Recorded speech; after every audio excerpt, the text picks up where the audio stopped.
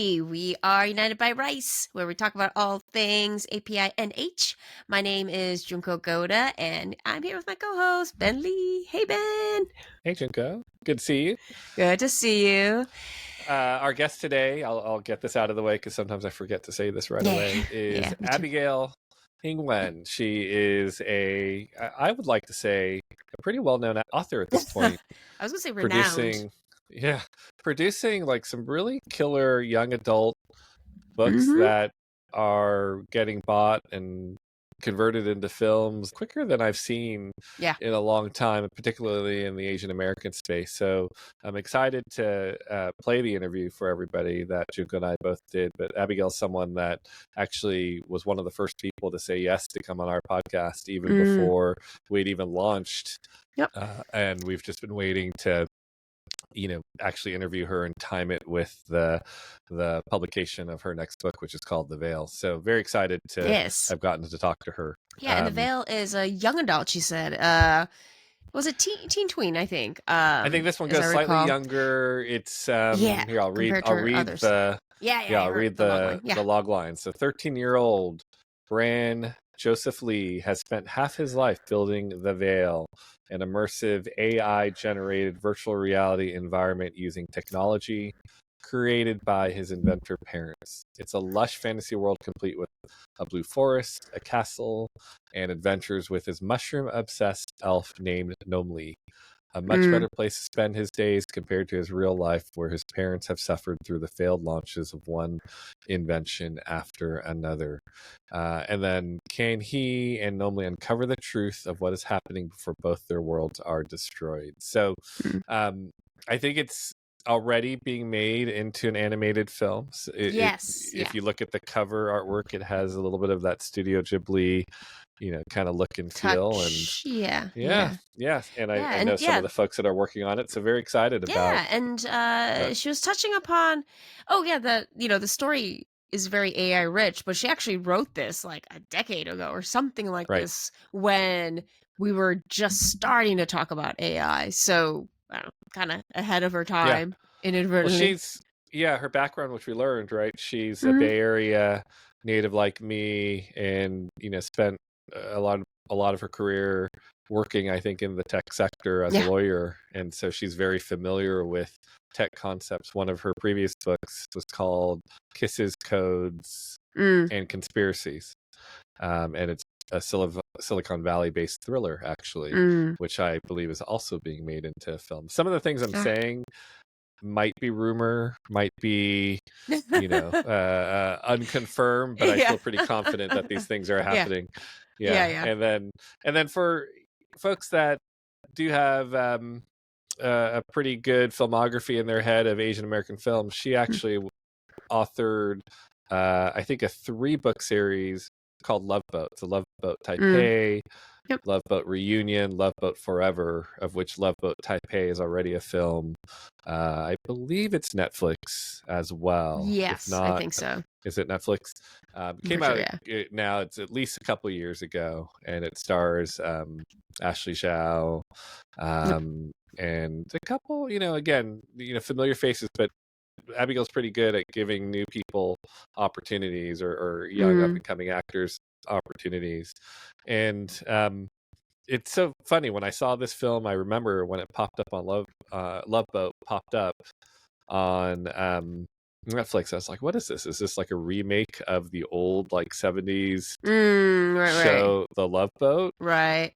And then I quickly realized it was the Loveboat that I learned about in college, when some of my college mates told me, oh, this summer I'm going to this thing called the Loveboat or Loveboat, where I'm going to learn Chinese, but it's a big meat market is apparently what it is. And so that's a little bit of what these books are. They're basically like teen romance type of stories. Based on what you learned when you were in college, are these just like is like an evening on a boat, or is it like a full cruise that's 2 or 3 days? Like, how do these things here's work? the thing. I actually don't think there's a boat. I think it's like literally like a community, a camp, and it's You're in the It's same boat. Haha. yeah, Wait, so basically. the the book of TV show was, is there a boat involved? I don't Okay. think there's a boat involved. Okay, I It's have literally not just watched. it's literally just like teenage high school romance stories, but the Got it. concept is like getting people together. And I don't know, I'm trying to remember the details. I'm sure people can email us or tell us if they've gone. I feel like it was almost like a,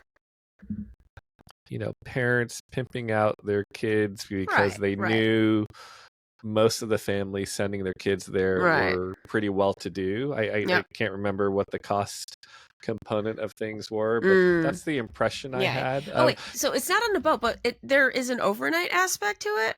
Yeah. Okay, you do go it's away. Like you go away for I don't know how many weeks or months, basically to Taiwan. And yeah, you're there spending it with other Asian kids from America. Okay, interesting. Oh, okay. So it wasn't. So there, I'm sure there's a version where kids are sent from the U.S., but there's also, I'm sure, just like local town or local city love boats. Their version of love boats. I guess. I guess. I mean, I think this is all. I clearly didn't research this to really know what was behind this. I just want to go based on what you learned in college. Yeah. No, based on what I learned in college, it was very specific to American, almost.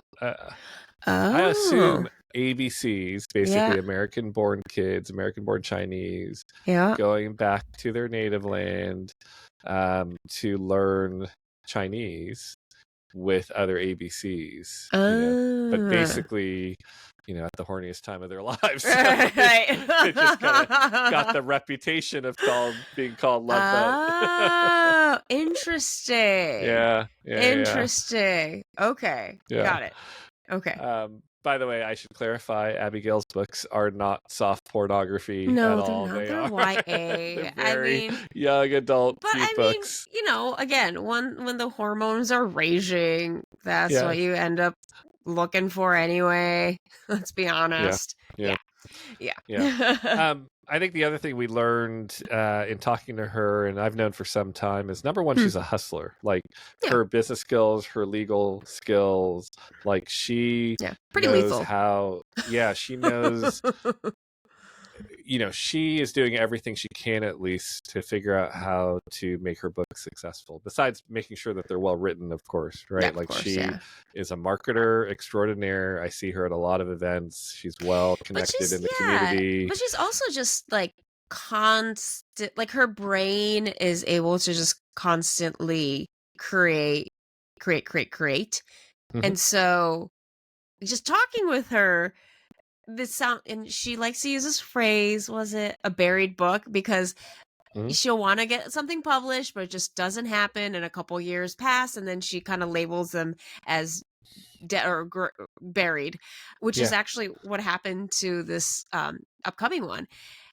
But I think she has a lot. Like, she has a lot of material already that she can pull out from her back pocket, and also continuing to create at the same time. So she's just, she's in I don't know, maybe switching from lawyer to creative writer, really just like a fountain of stories. Well, it's almost like the business side of her, though, right? It's like if it's not working, move on. Right? If no one wants to publish it, move on. Or if it wasn't good enough, move on. And she's able to get to that decision point maybe quicker than others, right? And I'm almost afraid to give that advice, right? Because some people would say, like, if you've got a dream, like, keep chasing it and whatnot. But quite frankly, like, her approach has certainly led her to quite a bit of success as a fairly new and young author still. So we learned a lot about kind of her and her approach. She's at a lot of events, so if you go to her website or follow her on socials, she's doing a lot of appearances or readings upcoming. She's great about pre-ordering her books, and she gave us a URL that we'll put in the description, as well as make sure that you again, just follow her on socials. She'll usually send you like a signed bookplate or a signed copy if you pre-order through an independent bookstore. So that was the key learning that we got. If you buy it on Barnes and Noble or Amazon, authors don't get as much credit for the New York Times bestselling list, and however the points are accumulated to get on there. And it's very important to her to be recognized, right? And also we learned that it's all these independent booksellers who are reporting their numbers, and that's how you get on to the Wall Street Journal best New York Times, Wall Street Journal, one of those. Thank you. New York Times. Sorry, wrong one. New York Times, like their book list. And what she had discovered was like a lot of Asian owned bookstores or Asian American owned bookstores, a lot of times they feel like they're so independent that they're actually not reporting the numbers, which are very, very crucial. So if you happen to know a bookstore owner, please remind them to send in their numbers. Yes, but because that really seems to make or break that initial, and especially the pre-order, and then I guess that very short window when the book first hits the shelves. Those are the really important numbers. Yeah. And again, it's interesting. I think she probably has a number in her mind, right? Like a ranking even she needs to get to in order to I can see that, unlock other opportunities like film deals and those type of things. So but I think the other point there that she wanted to get across, or that she was making, is that Asians have to support each other, and the best way to do it is through pre-sales, an independent bookseller where she will get recognized, because it is harder for Asian authors to get that recognition. Yeah, definitely. So so definitely look for that clink, that link. That link, that clink. Yeah, we'll put it in the description. I'll put it in socials. But again, she covers it pretty well in her socials as well. Well, switching gears a little bit, there was I think this was right before my trip to Iceland. I read something gets said in an interview, probably very innocently, and then circulates over all social media.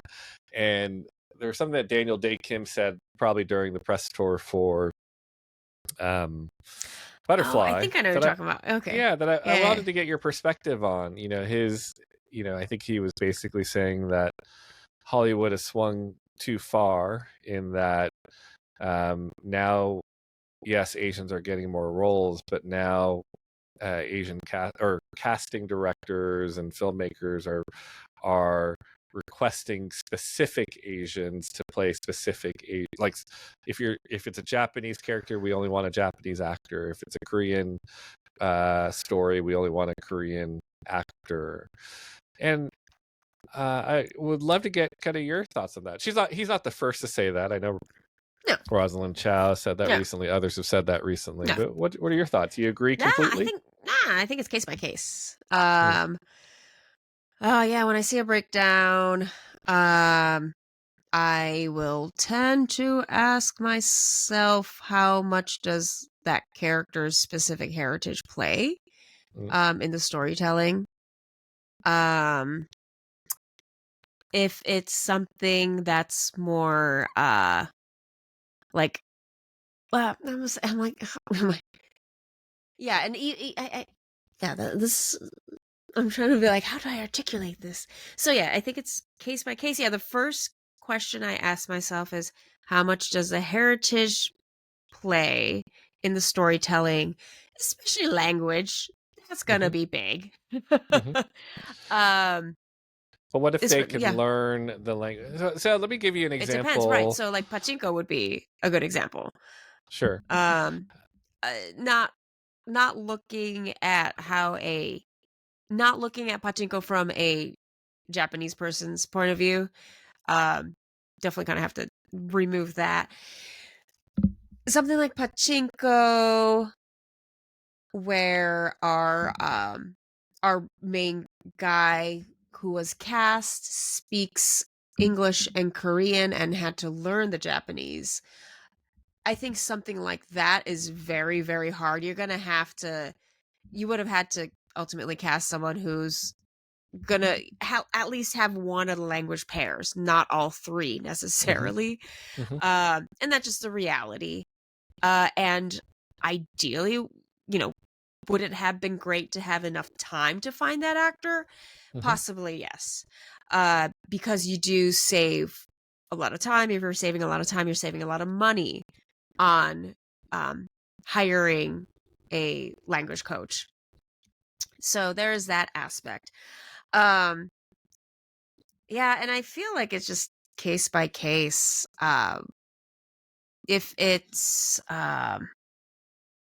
obviously you have to, if you're creating a family, you need to, if it's going to be one ethnicity, is it going to be mixed? That's something to consider, obviously, because it'd be weird to have, you would need to explain how your family is put together. Well, let's break it down a little bit more, right? So, because I think I think you're right. I'm not disagreeing. I think case by case is right. There's it, the show that you were in a way a part of, Shogun.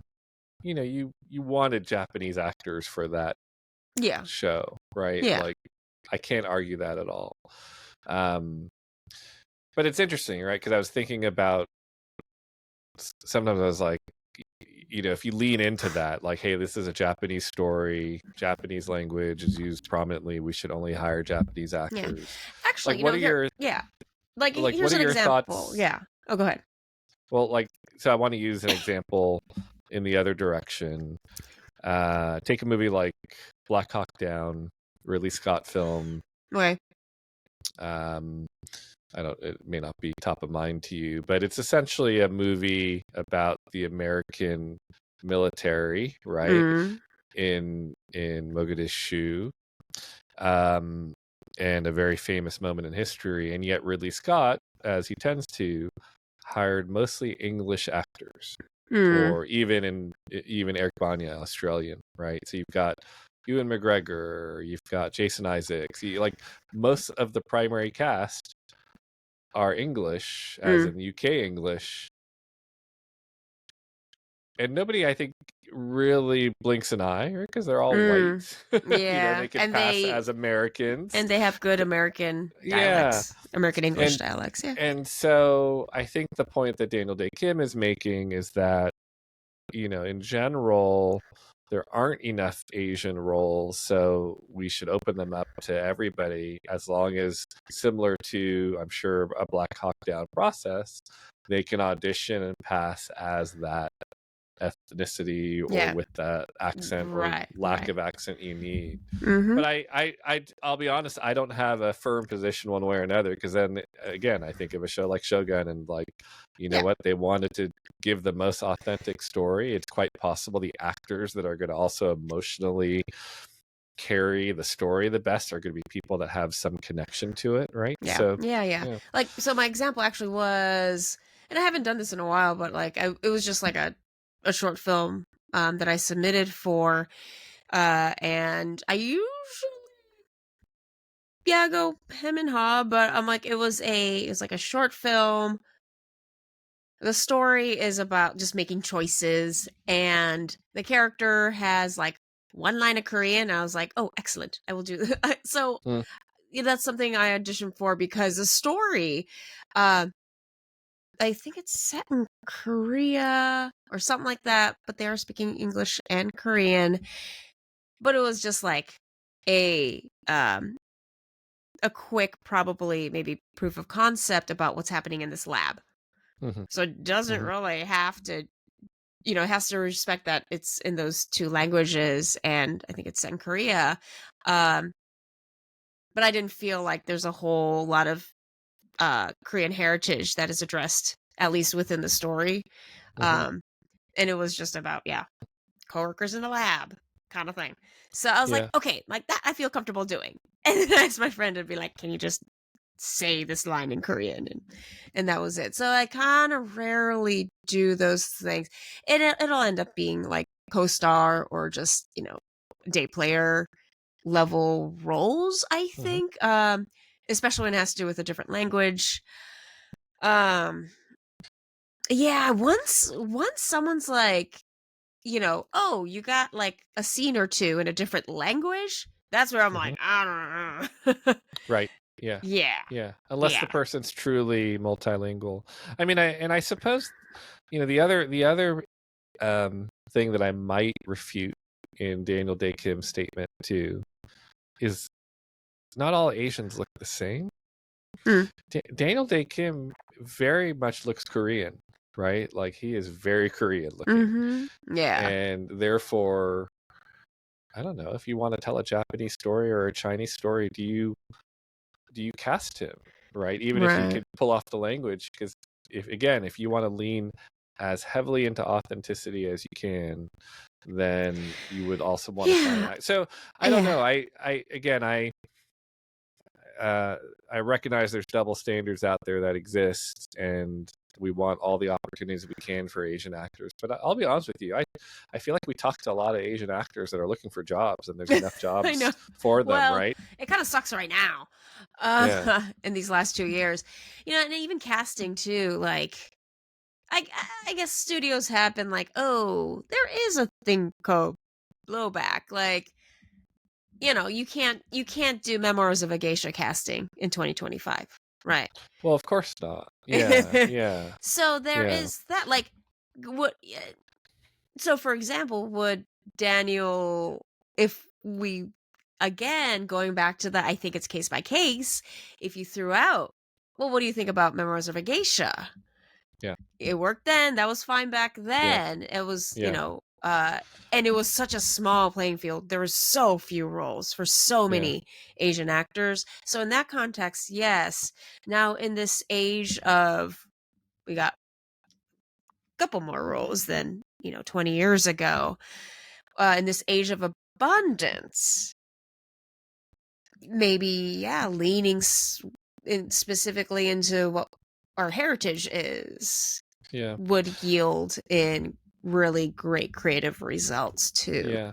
I think that's also, it's true. I understand though, there maybe aren't still that many bankable Asian actors to cover all, Asian ethnicities and languages. And so, there's, I don't know. I think it's a very interesting statement though that he made. And I think your answer to it is probably the correct way to look at it. It still should be case by case. I don't think it could be universal, right? Because I think to your point, if you challenged him with, well, does that mean you think we should cast Memoirs of a Geisha with a bunch of famous Chinese actresses again? I would like to think that you could have a conversation and say, yeah, I think maybe in that case you are correct. Yeah, and it's really just also the writers, right? And writers of whichever glorious Asian heritage you are, starting to write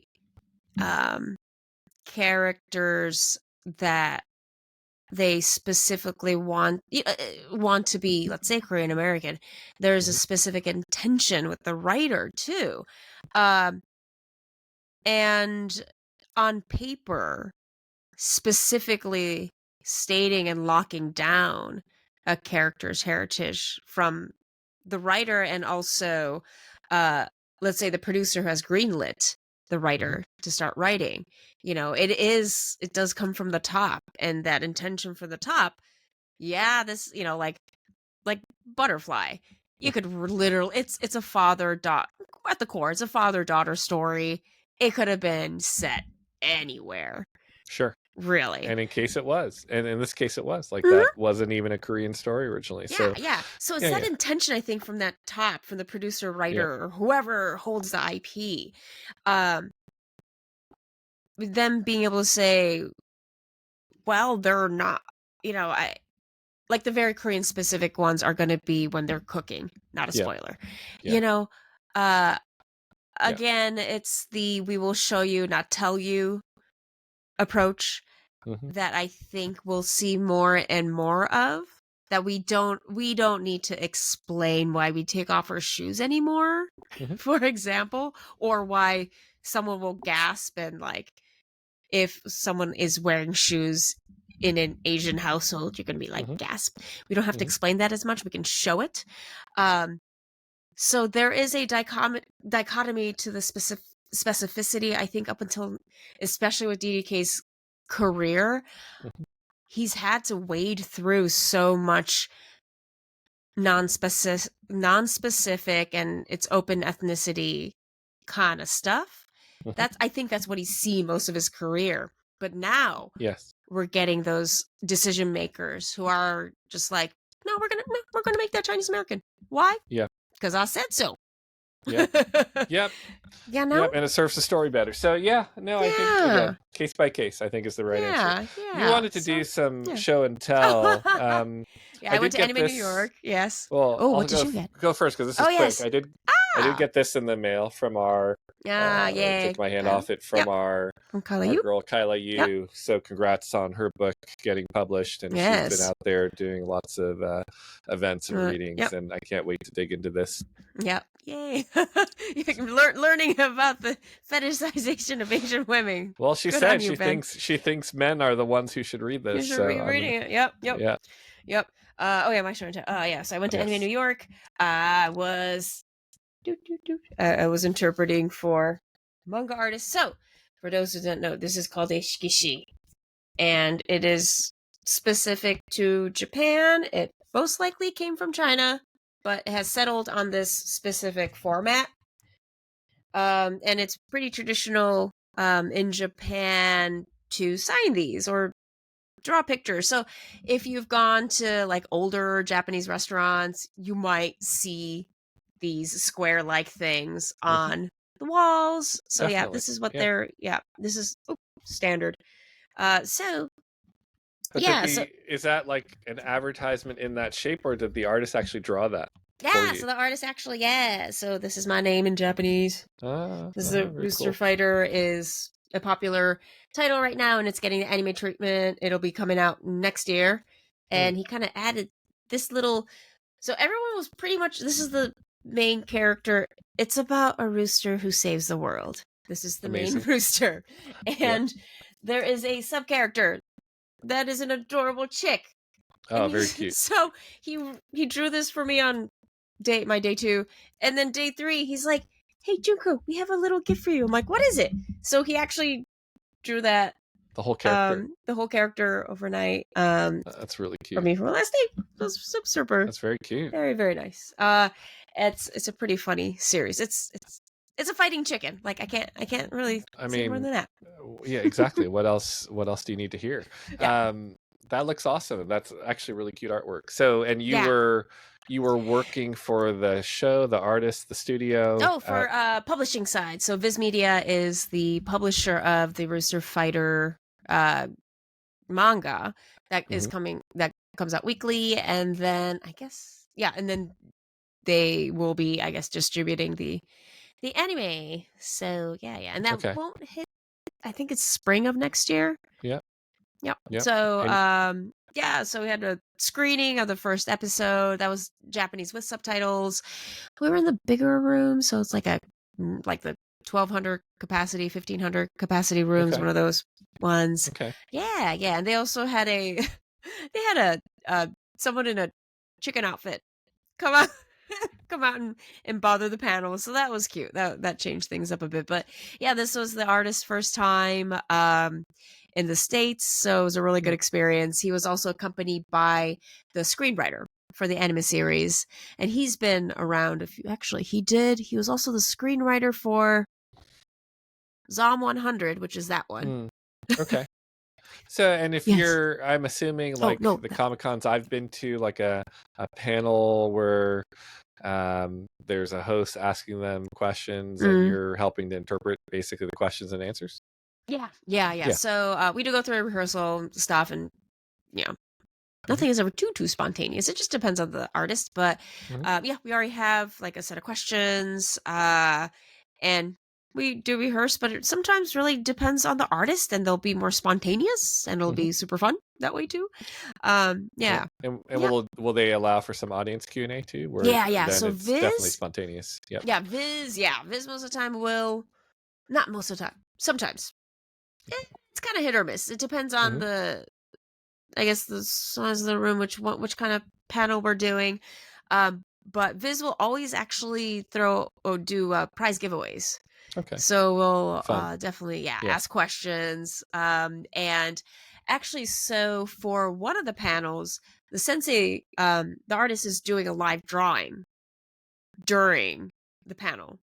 So he's drawing. He and they sometimes give it away. Yeah, and then usually the last question for basically the shikishi live drawing is like usually like an obscure, difficult question that special fan gets, and then they get their name signed in. And, that's very cool. Yeah. So it's really fun. Like, especially this time, I was doing a couple of the signings, so seeing at this point, starting to see a lot of familiar faces. They're like, "Oh, we saw you last year." I'm like, "Hi." So you're talking about people that come to get their fans, autograph. Autographs, or sometimes if they're in the lines. I'm just starting to remember the regular fans. Yeah. By the way, I know since we are both going to New York Comic Con, and if anybody out there is going or has ideas on things that you want us to cover, certainly reach out to us. Yeah. But did you see that Arden Cho and Arden Cho, at least, I think one of the other actors is going to be at New York Comic Con doing autograph signings, I think, and some type of presentation. Yeah, because I think all three of them did a New York appearance for Anime New York. Oh, actually, you're right. Actually, the producer was there. That's right. Yes. Yeah. Cape told me, or someone told me from Cape. And in fact, in New York, I think this weekend, even though I'm not going, you're not going, they're doing something at Barnes & Noble. I think the singers are actually they're signing a CD at Barnes & Noble. So they're out there. Sounds about right. I'm just assuming it's going to be crazy at the New York Comic Con. I think there's going to be lots of K-pop Demon Hunter cosplay, lots of fans. Did I start? I don't think I started seeing it as much at Anime New York. Anime New York, relatively speaking, it was is early. Smaller. I think it's growing. I think the phenomenon keeps growing. The CEO of my company, who's Egyptian, named his fantasy football team after K-pop Demon Hunter. So I'm telling you. Wait, what do they name it? Who is it? K-pop Demon something. Let me look okay, it up. okay. I thought they named it after not one of the characters. Soda Pop. No. What did that would be funny. But again, it just kind of shows you that it has expanded beyond just the K-pop fans and young Asian teens, but it is a phenomenon. And it's so interesting because, I don't think Arden even saw this coming. So, Arden was in the Netflix show. It was a lawyer show called Partner Track. I don't think Partner Track really showcased Arden what she could do. Yeah. Well, and I don't know what Arden can do. We have to have her on here. I mean, I know she does a lot, right? She does a lot. Yeah. A poker player. She's a singer. She's an actor, a voice actor. But I think I think I've told you before, I became a fan of her because of her dog. Her dog, Chewy, who's got a big Instagram following, and I kind of slowly learned about her many talents. That's right. And when I say I don't know what she can do, some of it is exactly what you're saying. Give her an opportunity to really showcase what she can do in a very it's just public the right way. Project, yeah. I mean, I didn't follow her. She did. I think her really, really big breakout was on the CW show. She was a shape-shifting, Japanese character yokai thing. Okay. Yeah, I mean, I don't know that she's had her breakout yet, because even K-pop Demon Teen Hunters... Wolf, that's right, Teen Wolf. Oh, okay. That's right. I think K-pop Demon Hunters will get her more opportunities, but I would love to see now, because you could argue that the songs and the animations what carrying K-pop Demon Hunters, and it's not the acting or the voice acting. So I think we'll need to see her get some good projects out of this, and hopefully she will also have her star take off, along with the others that deserve all the credit in the world for creating such a fun film. Yes. So, oh boy, we'll have to, we got to wrap this one up because we've been going for a while. But I did, right before my trip, go watch K-pop Demon Hunters sing along in the theater. Good for you. We're gonna have to save that for a whole nother episode. Okay. I'm telling you, that is an experience. I can imagine that high A. Yes. The infamous high A. Yes. All right. We're probably boring you, so let's turn it over to Abigail. Again, wonderful author. The Vale is coming out September 16th. And please look at the links we send. Go to her website, go to her socials, and pre-order from an independent bookseller and support not only her, but all Asian American authors. And thank you again for your time. Go Junko. It's Ben Lei, United by Rice podcast, all on Instagram.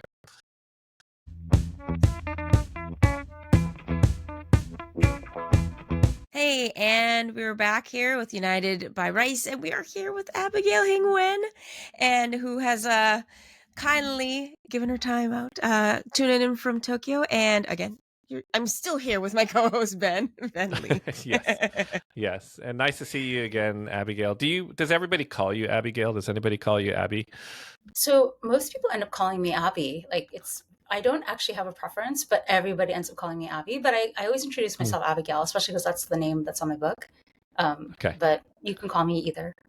Well, we will reinforce the branding, and we'll keep calling you Abigail for the rest of this podcast. But so thank you. I know that you are in Tokyo. You're giving us generous time during your vacation, but we're also right around the corner from an exciting date of the publication of your newest project, The Vale. Can you tell us a little bit more about the book and then, the subsequent projects that are coming from it?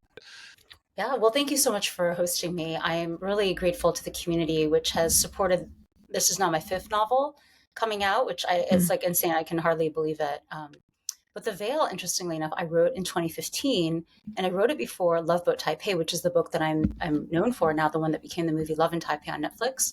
But The Vale is it's a story about an inventor family in Silicon Valley that creates an AI-generated virtual fantasy world.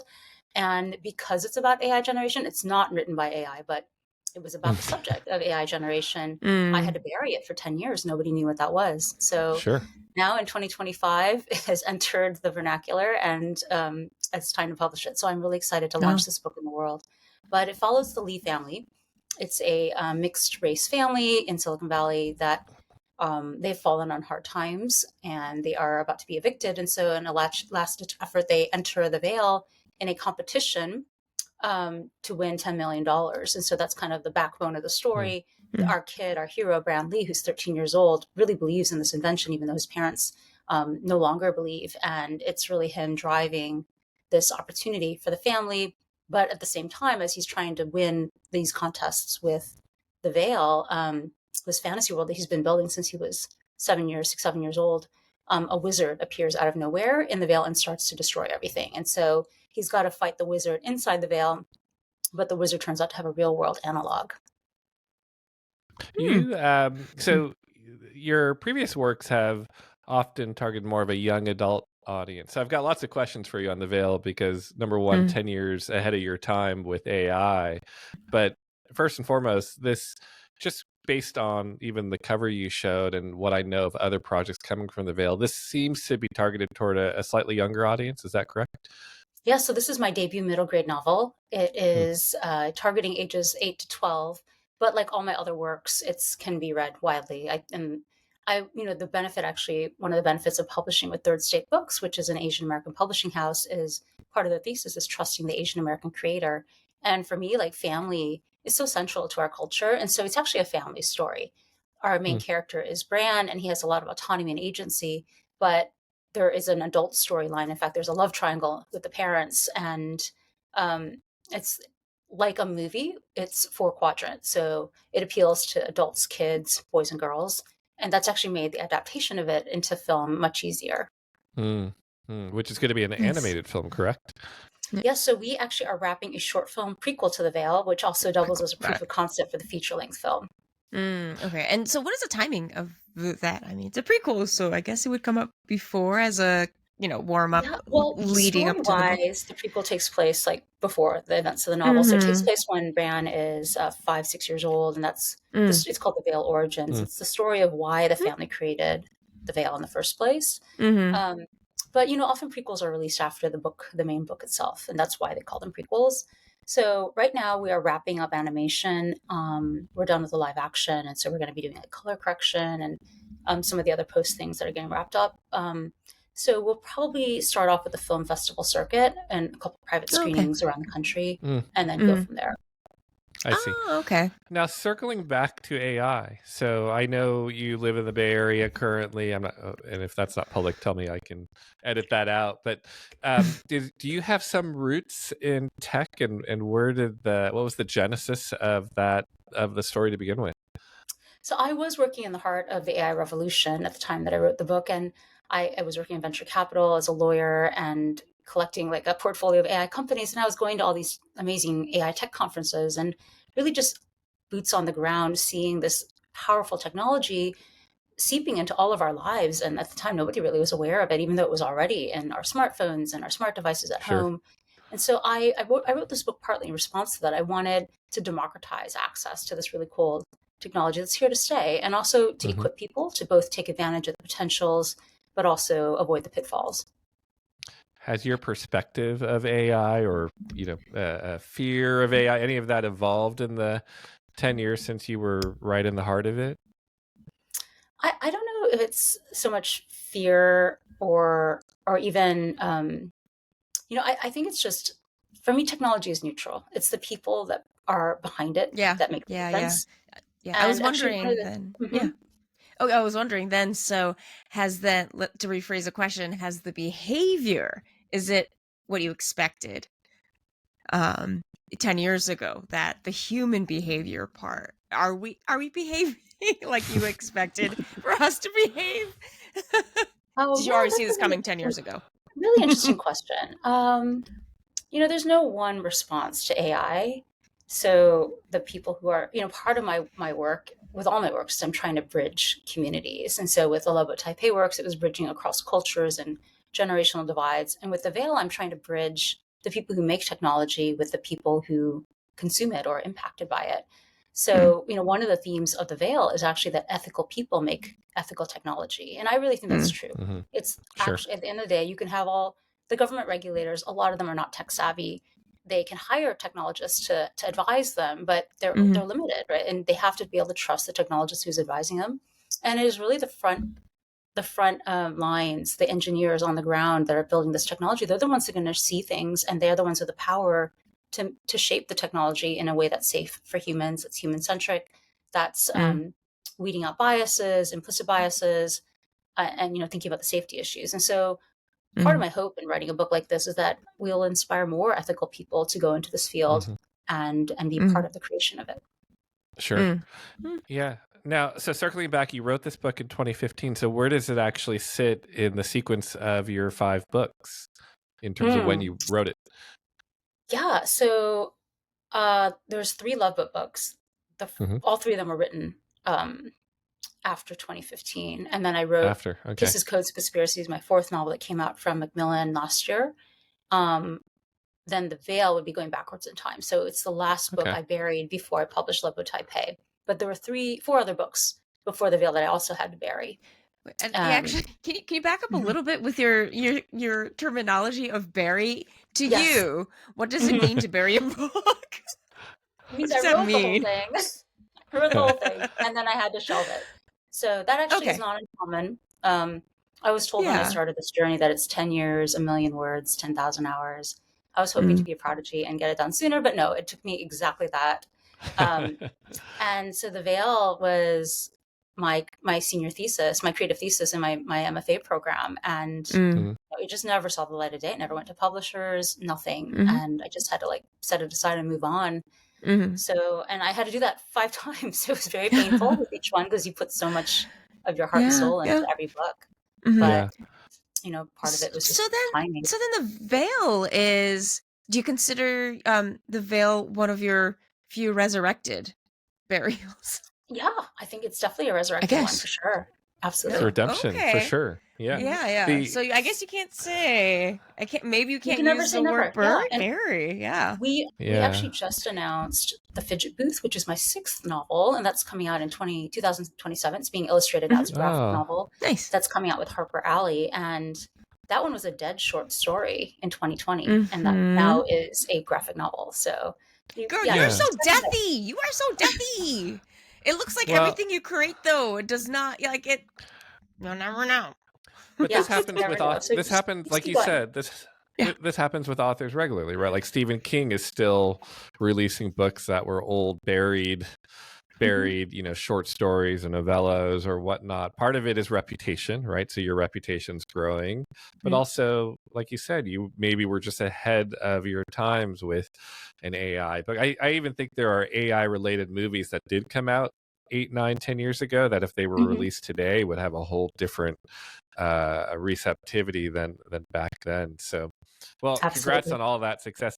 I do want to go all the way back now to Loveboat because Junko and I were talking about this. I was asking her, Junko, do you remember Loveboat? And she said, oh, the old show, the cruise ship. And I said, no. When I was in college, and I want to see if this lines up with what inspired your series and ultimately the film. When I was in college, it was the first time I had heard of Loveboat. I went to UC Berkeley, and I had some classmates, some friends who one summer were like, oh yeah, I'm going on this thing called Loveboat. I'm like, wait, you're going on a cruise? What is this? No, it's just called Loveboat, but I'm going, I think, to Taiwan. I think I'm supposed to be learning Mandarin or Taiwanese, but it was described to me as it's basically just like a big meat market. Is this, do I have the right Loveboat memory as what ultimately was the genesis for your series? That's exactly what it is. It was nicknamed Loveboat. I too thought I was going to learn language and culture, and then everyone told me it was Loveboat. And so, like my character Ever Wong, I showed up completely clueless, and then I wised up very quickly. So the series is ultimately very autobiographical. It is, and it isn't. Like I tell people, the internal journey is mine. The choice that Ever has between she wants to be a dancer, but her parents want her to be a doctor.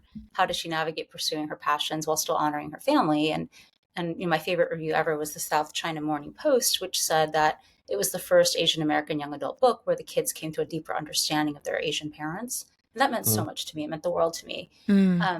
So that journey, I think, is mine. Like writing this book helped me to come to a better understanding of my parents. And I'm still like, that's kind of like an ongoing thing for me. And like, I said, I'm here in Tokyo for the first time. And I just saw yesterday these parfaits that my mom used to make when I was growing up. My mom grew up in the Philippines. And I still haven't had a chance to track down where do these parfaits originate. But I remember making these parfaits with her, like with the layers of fruit and Cool Whip and Jello. I'm like, is this Japanese? Is it Filipino? Is it Chinese? Like, why are there parfaits here? And that's my first time running into them. When I was writing Loveboat, I also ran into similar concepts. So I ran into Addis, which is like it's a kind of fruit that's my mom's favorite fruit. And I ran into platters of fried eggs in Taiwan that my parents also made, and salted eggs, right? And so all those like things that appear in our lives, like they come from somewhere. They come from a tradition. They come from a culture. And I just didn't know any of that growing up in Ohio in this vacuum. So that internal journey for my character, Ever Wong, is very much mine. But the external story, like sneaking out clubbing, I did that. Sneaking over the blue pipe, my husband actually did that. And then there were a bunch of other stories I just kind of collected over the years, and some of it's fictionalized.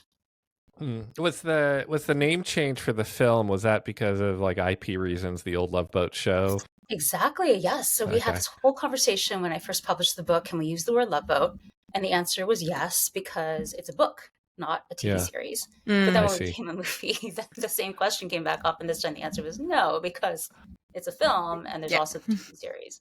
And actually Paramount, which was my distributor, they owned the Loveboat TV show. So it was even more of a reason to change it. But I'm authors always want the book to be the same name as the film so that, the film can point back to the book. And so we had to do extra work to tell people actually Love in Taipei is based on Love Boat Taipei. But Love in Taipei as an international title for a movie is actually better because people get it right away. Oh, it's a romantic comedy set in Taiwan. Cool. Like, let me go watch that. Now, I have an interesting question for you. So the you called yourself not a prodigy earlier. You said, I was just like exactly statistically landed where I was supposed to land.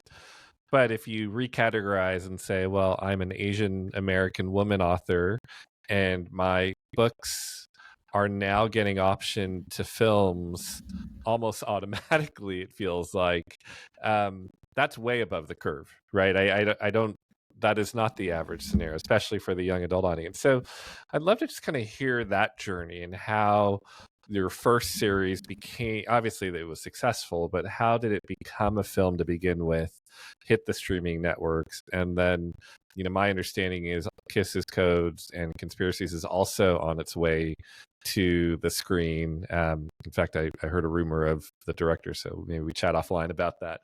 But I'd love, I always am fascinated by, this doesn't seem easy, right, to do, and yet you're making it look easy in some ways. Yeah, no, I think I didn't know until after I got the movie made that it was impossible to make a movie in Hollywood. So, with my fourth novel that I buried, so you've never heard of it. You've never seen it. It's called The Music Maven, actually. I had a big agent with that one, and everybody was talking about movie rights for that one, but we couldn't even sell the book. It was before Crazy Rich Asians and Hamilton opened up the world for diverse protagonists, diverse characters can find general audiences. And so I had to bury that one away. But that's, I think, where I first got the bug. I was like, oh, wow, my book could be a movie. Awesome. And people at the time said my writing was like cinematic, and so they could really visualize things. And that's actually how I write. I have all the visuals in my head, and the exercise of writing for me is just to reflect it in words so that my readers can see what I'm seeing in my head. And so the same thing happened with Loveboat. I brought it out to the agents, and everybody was talking about film rights from the very start. And I had a whole bunch of agents interested. And so I went with the agent who actually loved my very first novel that I buried. She had actually snail mailed it back to me, marked up by hand, saying she really thought there was something there. She ultimately turned me down for that novel. But 10 years later, when I was speaking with all these different agents about Love Boat Taipei, she said to me, I saw something in your work all those years ago, and, I see it again now. And so it was like a cool full circle moment. So I ended up going with her, and she held an auction for the editors, and we went with HarperCollins, knowing that we wanted to hit the screens with this. And so we chose a publisher that we felt would give us our best chances of getting all the way to the screen. So HarperCollins, they paid top dollar, which is important because it actually means that they'll put the marketing resources behind the book. Of course it's important. You got to get paid. Yeah. And it was a major book deal. And so, and actually, can I ask you a question? When you say auction, is this like for me, because I'm not a writer, obviously. Ben and I are not writers. Yeah, and just kind of peeking behind the curtain there. Auction. Can you give me a little bit of context when you say auction in your world? Right. Because most people are like cattle auction.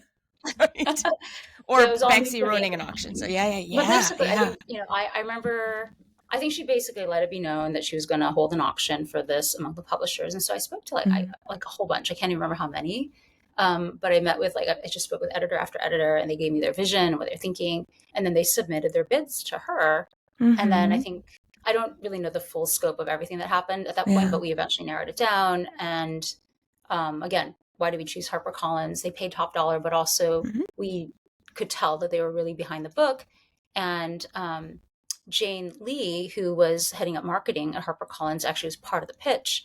And she, when I met her, she's like, she's Asian American, and she said that she had never felt so seen before. And she did an incredible job launching the book, her and Kristen Pettit, who was my editor at HarperCollins. And so Jane actually is still working with me. She went and joined Reese Witherspoon's book club, but she came back to help me. She got special permission to help me launch the movie Love in Taipei.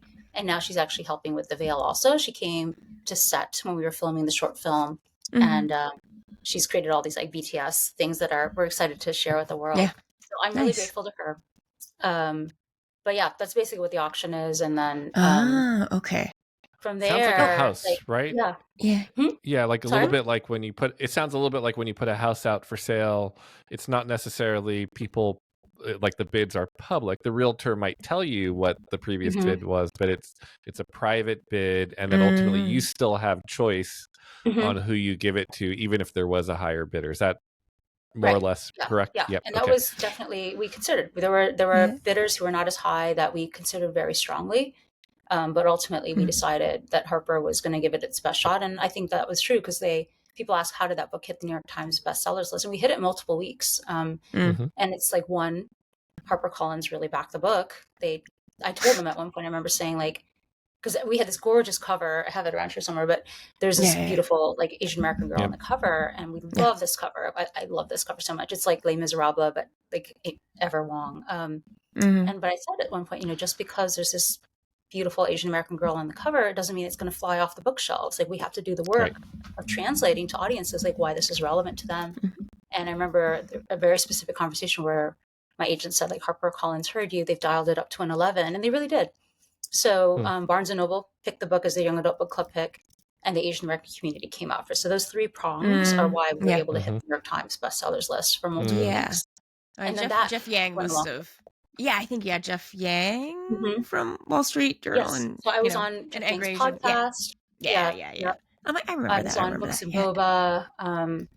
Scarlett at Bloomberg. I did her Bloomberg Equity show. There's another TV show I was on, ABC7. Robert Honda was my very first TV interview with NBC Bay Area, Asian America. So they really came out. And I'm so thankful because the stronger the book, the stronger my position in Hollywood to advocate for the authentic representation. And that's really important to me. Yeah. Well, and that's I was going to actually get to this question. I was also talking to Junko before we started the interview that I see you out there, right? You're out there, you're working, you're networking. I think I saw you at the Golden Trailer Awards of all random things recently, right? That's right. I judged for them. Yeah, but also the Gold House and Cape Media, like those events, of course. And I sometimes sit in those rooms, with imposter syndrome, frankly, but also with this feeling of everybody's here. We've got the writers, we've got the money, we've got the actors, and everyone's talking about doing exactly what you said. Like, how do we get more Asian American representation, Asian representation on film and television? And yet, it's happening more than it has before, of course, but it's still not there. As you kind of have moved into the film world now, what has been your observations of this industry, of this business, and what are the big things that we need to tackle in order to continue to get stories like yours made into not just films and television shows, but ones that get distributed well, get watched, get promoted? Yeah. So there are things that are structurally working against us. And I'll start with books because that's really where it begins for me. And Hollywood's crazy about IP for some reason. I think it's funny for me because I'm like, oh, it's so easy for me to create the IP, but that's what they want. They want IP to turn into stories. Hollywood's dumb. Yeah, so for books, this is coming out September 16th, hitting the bestseller lists, winning awards, all that is helpful in terms of building the community around it. And what does it take to hit the bestseller list? There are things that our community does and doesn't do that help towards that. So we have buying power in our community, and we have the will to support our artists. What we don't realize is if you buy on Amazon, it counts half towards the New York Times bestseller list. And so I actually try to encourage the community, support your local independent bookstores, support Barnes and Noble. Those hardcover sales at those stores count double or 1.6 in Barnes and Noble's case towards the bestseller lists, and that's really important. And it's actually important for us to show our support for the local stores because they are the ones who put the books directly into their readers' hands, not some algorithm. It's their own understanding of this is our community, this is what will interest them, but also this is what will challenge them, which I think is what our algorithms don't do. Yeah. So I love always going to the staff section of most local mom and pop bookstores. I will always stop at the staff recommendation and get a feel for the community, the type of people who work there and stuff like that. Yeah, definitely. And there's also the rise of it's a different website, but it links to more, it's like bookstore.com or something like that. Yeah, it is bookshop.org. Bookshop.org. That's what it is. Yeah. So does that? Yeah, and that'll link you to a bunch of indie stores.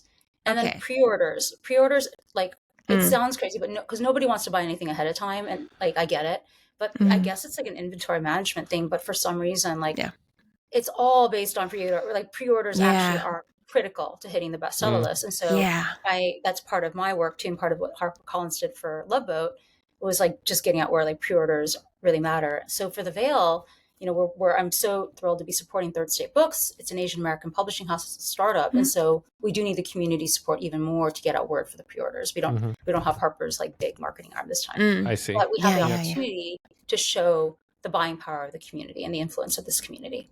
It's interesting because it means we got to work against our Asian selves of getting the cheapest price on Amazon in order to support it is cheaper. our, it is our often Asian cheaper authors. on Amazon. That's exactly right. Yeah, it's often just cheaper on Amazon. It's more convenient, frankly. It's complicated to go purchase a book at the local bookstore. Yeah.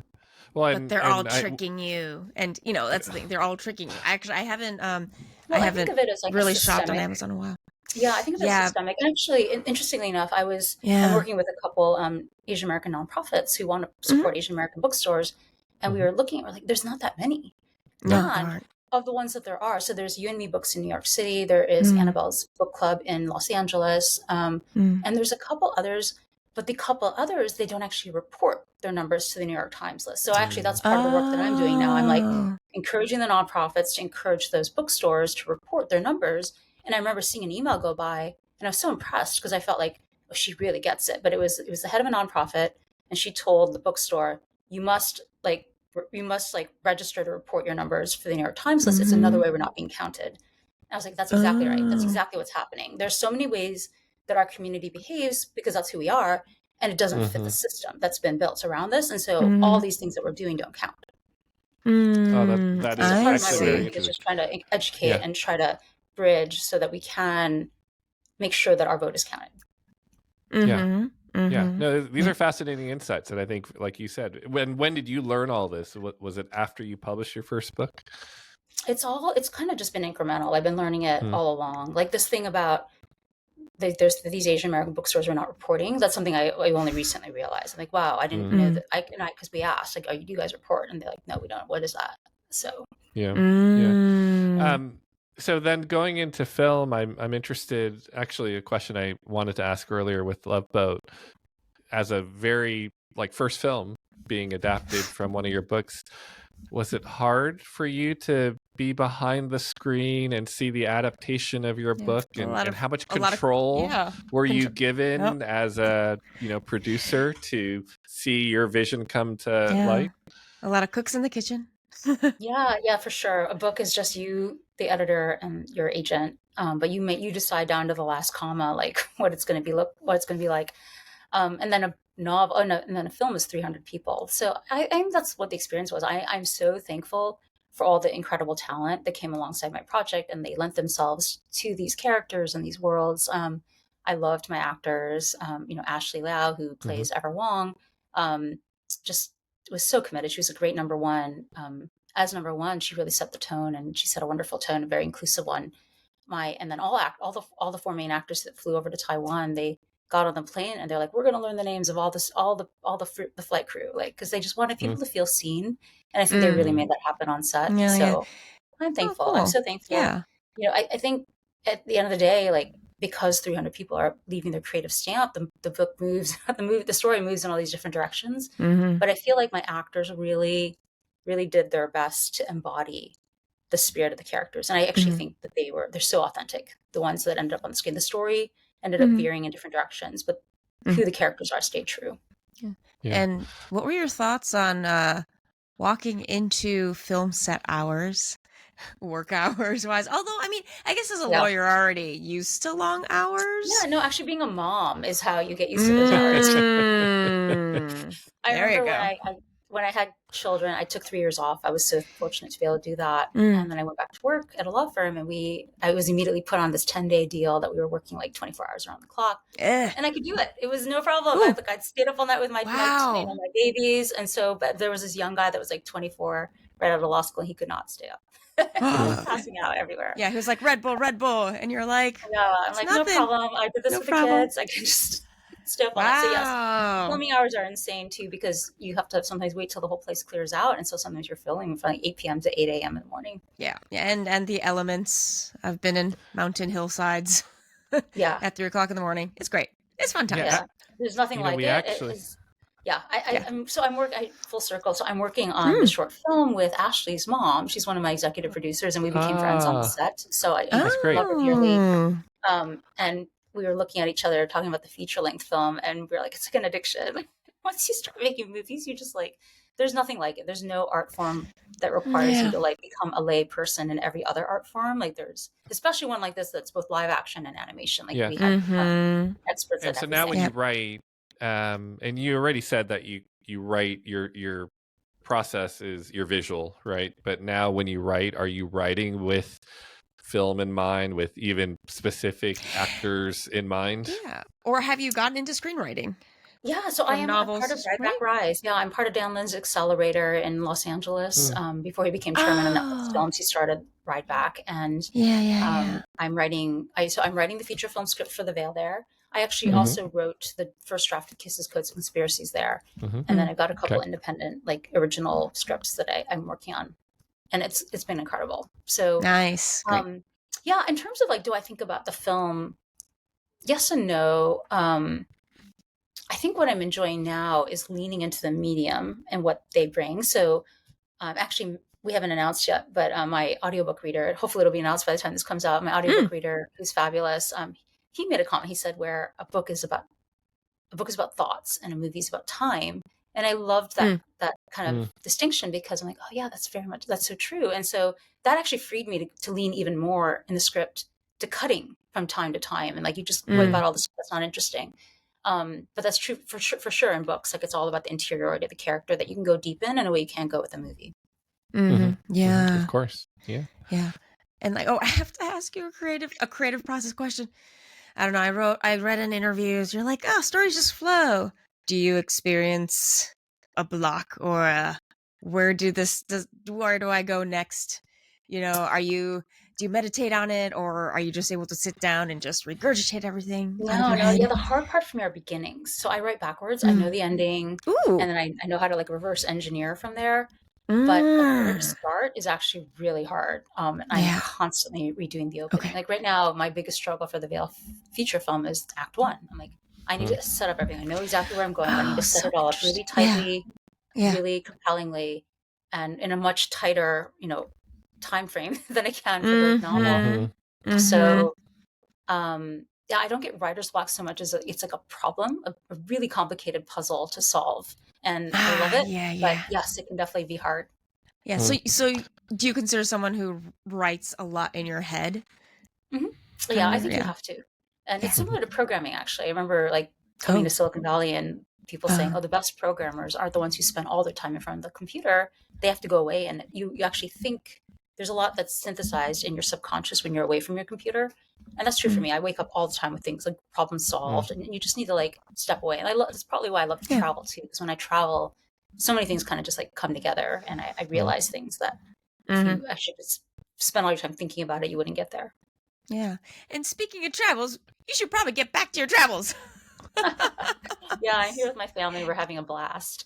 Yeah. So I guess I'll wrap it up with our usual traditional final question, because we're called United by Rice. We always ask everyone, what is your favorite rice dish?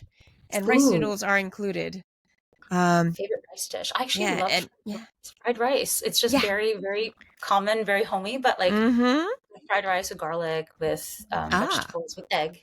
Egg, okay. Yes. Wait, scrambled or broken on top, or? Well, when I make it, I just like, I fry the rice with the garlic and the oil so that the whole thing feels like it has the garlic flavor. And then I just break the egg in the middle. Like I kind of create a well. Yeah. I beat the egg with like the spatula, and then I just like mix it all in with everything. Yeah. So yes, I guess both. I think that's 2 in a row on fried rice. And we hadn't gotten it the first like 25 episodes or something, but now we got 2. I mean, but then you're on the garlic side. So yeah, I have to say I do love chiffon. Like that's for me, that's kind of like mac and cheese. And so sometimes I'll go and just get a whole bowl of porridge, like a fish porridge, just for myself, and sit there and work at my local like Chinese restaurant. And just eat that and write the Vale. Yeah. Well, thank you for your time. We again appreciate you taking time off your vacation and look forward, and we will post about the book. We will make sure that people know about it, and let's get you up on that bestseller list and keep you up there. Oh, thank you. Yeah, thank you for support. Thank you to the community. And find me on social media, Abigail Hing Wen. You can also sign up for my newsletter, which is actually the recommended way of staying in touch. I'll send you periodic updates on events that are in town and also private screenings and stuff. So that's on my website, abigailhingwen.com. Good to know. All right. Thank you, Abigail. Thank you both.